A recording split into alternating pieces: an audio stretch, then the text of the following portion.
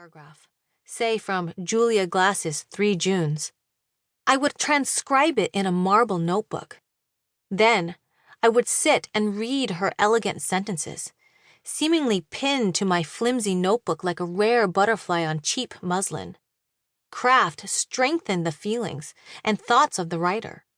When I read and reread Junot Diaz's stories in Drown, I was struck by his courage and genius. His perfect narrative voice matched the intricacy and greatness of his plot architecture. Great fiction required not just lovely words or fine feelings. It demanded emotion, structure, ideals, and bravery. Fine works of fiction made me feel glad, the way I feel glad when I see a painting by a master, an ocean at dusk, or the face of a child. In New York, it is possible to study with great writers for very little money. If one can afford to live here, there is a shock of riches and culture, so much so that artists work for almost nothing. Once a week, when Christopher could watch Sam after work, I took a turkey sandwich in a baggie or a carton of hummus and went to my writing classes or met with my writers group.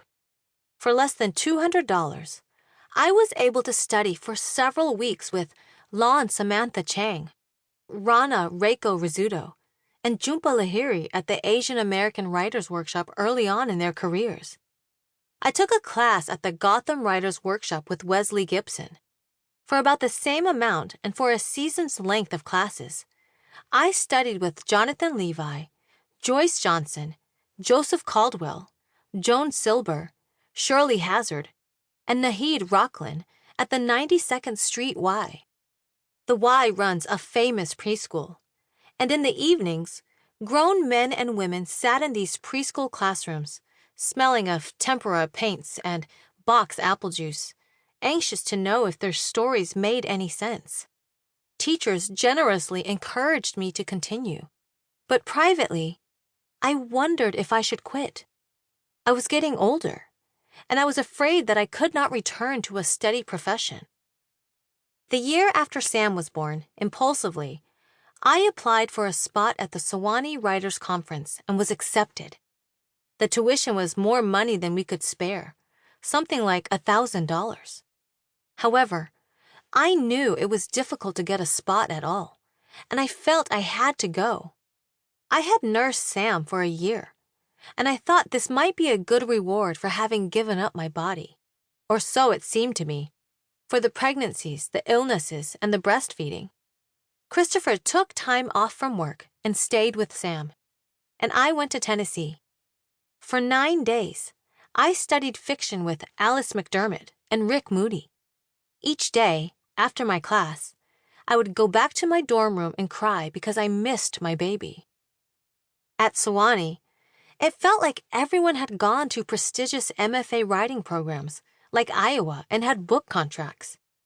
Back then, conference attendees wore name tags, and mine read just my name, indicating that I had not received any scholarship money to defray the cost of the conference tuition. One day, during lunch, I met a young woman whose name tag stated her name plus the name of her fellowship. She hadn't paid any tuition because her publications had merited her a scholarship. There was a group of us at the table, most of whom had scholarships, and the young woman casually mocked the housewives who had paid full freight to attend the conference.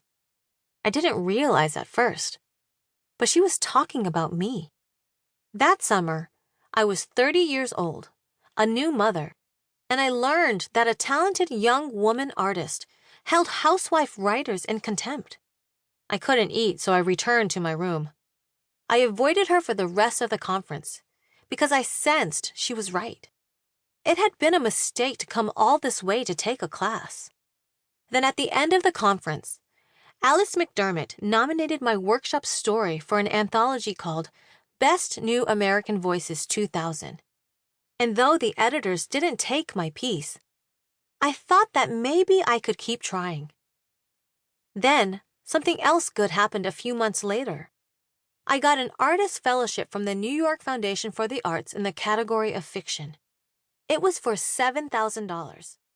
I used